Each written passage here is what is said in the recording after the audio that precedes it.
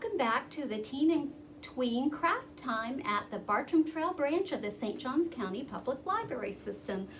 My name is Carla Day and I'm the young adult librarian here. And today we are going to be making a reusable gift bag, and I would like to thank our friends at the library for paying for all of the materials. And on that note, let's go ahead and get started. So if you got a kit from the library, it would look like this, and inside you will have some white fabric. One of the things that I need to point out is there is a right and a wrong side of this fabric. The reason I chose white was so that you could reuse the fabric for the different holidays. And on your fabric there will be a little blue mark that will let you know which is the wrong side. If you look in the sunlight, you can kind of see it better, but it is kind of hard to tell.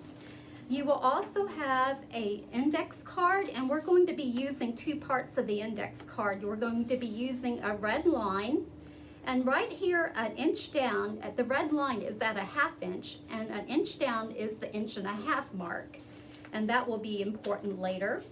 You will have some ribbon, and you will have some thread, you will have a safety pin, and you will have some white thread. So on that note, let's go ahead and get started. So I'm going to use this card here.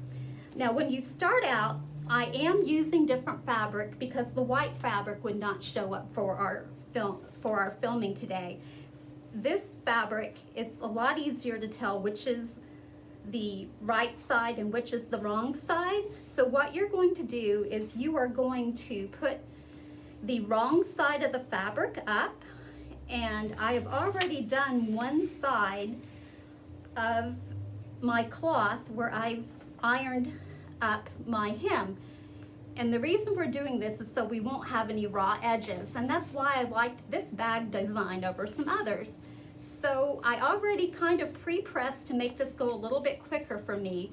But what you're going to do is you're going to take that red line, you're going to fold your fabric up to that red line, and then you're going to take your iron and press it down. You're going to go ahead and move your card down a little bit and do that again. Just fold that cloth up to the red line on your card. And that's going to mark a 1/2 inch is what we're doing. Okay, so now I've done that. I've pressed my red inch. So the next thing we're going to do is you now have a line at the 1/2 inch that is ironed in there. You're going to kind of finger press the edge of your fabric. It's about a 1/4 inch. So you're basically folding it in half, that 1/2 inch, so you've got a 1/4 of an inch.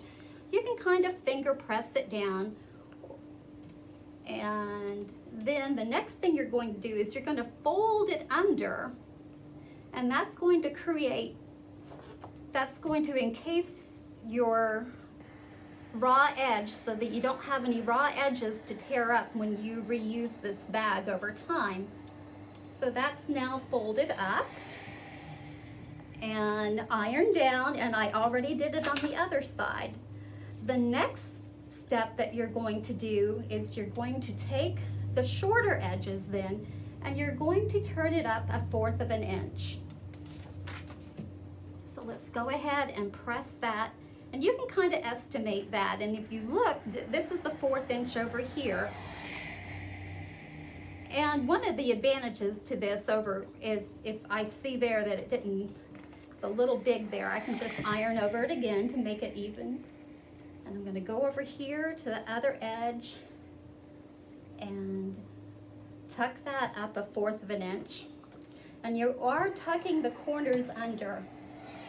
So I'm going to take my card back, and I'm going to fold this edge, one of my short edges up. I'm going to fold it up to where that black mark is, so that's at an 1.5 inches. I'm going to make it nice and even. Let's see. Okay, Okay, so I've now turned up 1.5 inches. Okay, we do want to try to be careful with this because we're going to be matching this seam up. So I'm going to press that down. So right now I had 1/4 inch pressed under there. I've turned it up 1.5 inches. I'm going to go over to the other side and going to do the same thing over there where my 1.5 inches is. Just make sure that all of your edges stay pressed up. If you need to put some pins in, you can, but generally speaking, if you iron it really well, you don't really need to put a whole lot of pins in. So here I'm going up to that line at my 1.5 inches. And again, and I did mark a little black dot on each side of your card. If you wanted to, you might want to go ahead and take a ruler and draw your black line all the way across, but that's up to you if you think that would make it easier for you. So I'm going to go ahead and press that side down. Okay, so that is that part. So all of that is together like that. The next thing that I need to do is I need to press this side and this side down, and then I will be once I press that, I will be folding it in half and I'll be sewing here and here. So at this point we need to stop and go over to our sewing machine. Okay, good afternoon again, and welcome back to our program. So now we're ready to sew, and as you can see, I have my iron down casing here, and I'm going to go ahead and put that under my presser foot. I want to make sure that this is up at the top so that my thread doesn't come unthreaded. And this is a little bit thick here, so it's a good idea to manually put your needle down to start with. I have this, remember you have 1/4 inch pressed under here, and you want to make sure that you're close enough to the edge that you catch that 1/4 inch. So you've got to be a little bit under 1/4 inch away from here. And a good way to do that is on my presser foot. There's like a point here, and if I kind of line that up, but however it works on your machine, whatever presser foot that you are using, just kind of pick a point that you're going to follow as you sew. So let's go ahead and get started. I've pressed that needle down in, and I'm going to go ahead and start sewing and try to sew that straight across.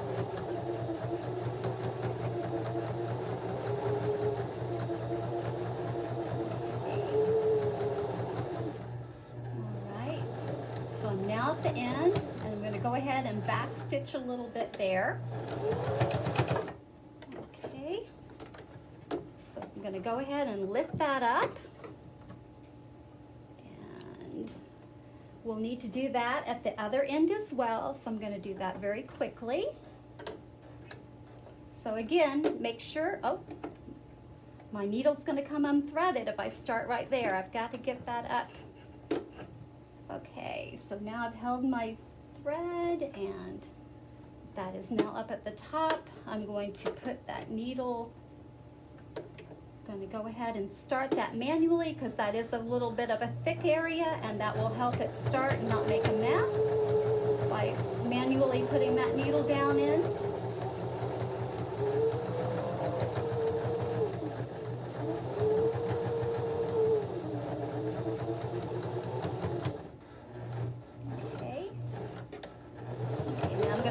Stitch there at the end. I'm going to bring that up and cut my threads off, and now this is what we have. Now with right sides together, I'm going to fold this up, and I'm going to, where the casings are, where the top of this casing is, I'm going to go ahead and pin that together to keep that even. So I'm just going to put a pin there. I'm going to come over and line, again, I'm lining the bottom of this casing up. I'm going to put a pin.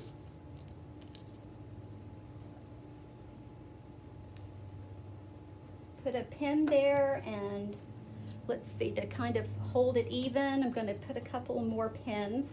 It's really thick over here at the edge. That's kind of why I'm pinning over here instead of trying to go through all of the layers. I'm just trying to keep the ends, the sides even right now.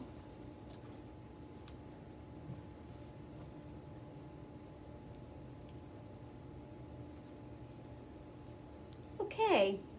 So the next thing that I'm going to do is I am going to, right below that casing, and again, it's pretty thick here, right at the top of that casing, I'm going to, let's see, make sure, oh, my thread's going to come undone if I don't get that up there like that. So, okay, now I'm going to look, and my casing is right there, just below it, as close as I can get to it. I'm going to go ahead and start sewing right there, and I'm going to sew right along the edge, catching the edge of my folded under part. And let's see, that's a little, okay, so I'm going to manually put it down because it's very thick right there. Okay, so I'm going to go down, catching the edge.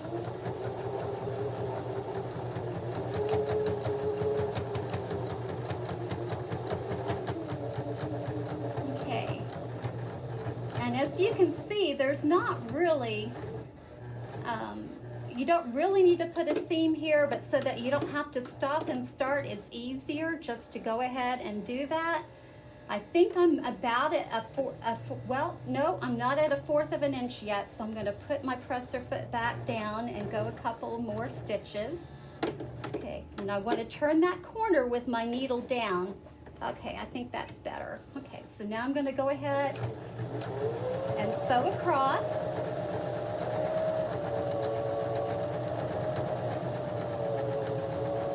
And when I get to over the edge there where my folded up fabric is, I'm going to turn my corner again, and I'm going to sew along.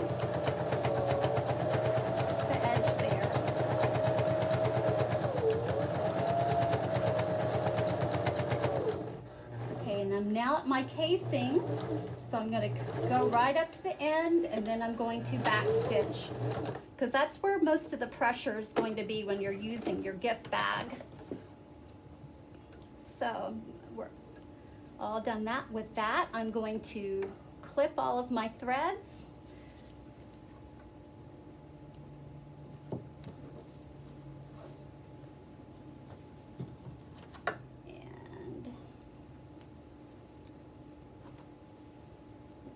Well, I could finish clipping the rest of the threads, but you get the idea. So now we have a little bag, and we're going to turn it right side out and turn our corners. Oh, I should have taken the pins out, but oh well, I'll do that later. Remember to take your pins out so you don't stick yourself when you do this. I'm going to have to be kind of careful. Make sure I don't do that. And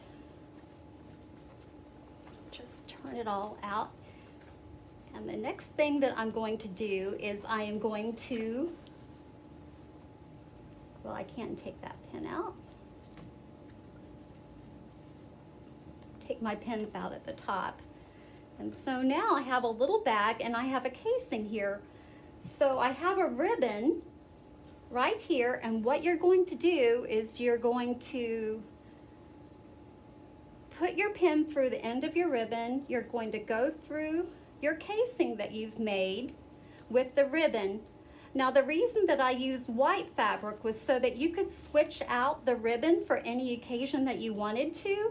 So with your white bag instead of this blue bag, you can do that. You could put an Easter ribbon in there, you could put a Hanukkah ribbon in there, you could put a birthday ribbon in there, because this ribbon is really easy. Now, As you can see, I've gone through one side. I've gone down one side, so now I'm going to go through the other side in the middle. I'm going to go ahead and put that casing through. And put that all together. And I'll go ahead and take my safety pin out and try to even that up just a little bit. And go ahead and just like you're tying a shoelace, just go ahead and fold it like that and bring down and make a bow. And so now you've made a reusable gift bag, but like I said, yours will be made out of the white so that you can switch the ribbon out each time for the different holidays. So your project is now complete, and thank you for once again joining us at the library.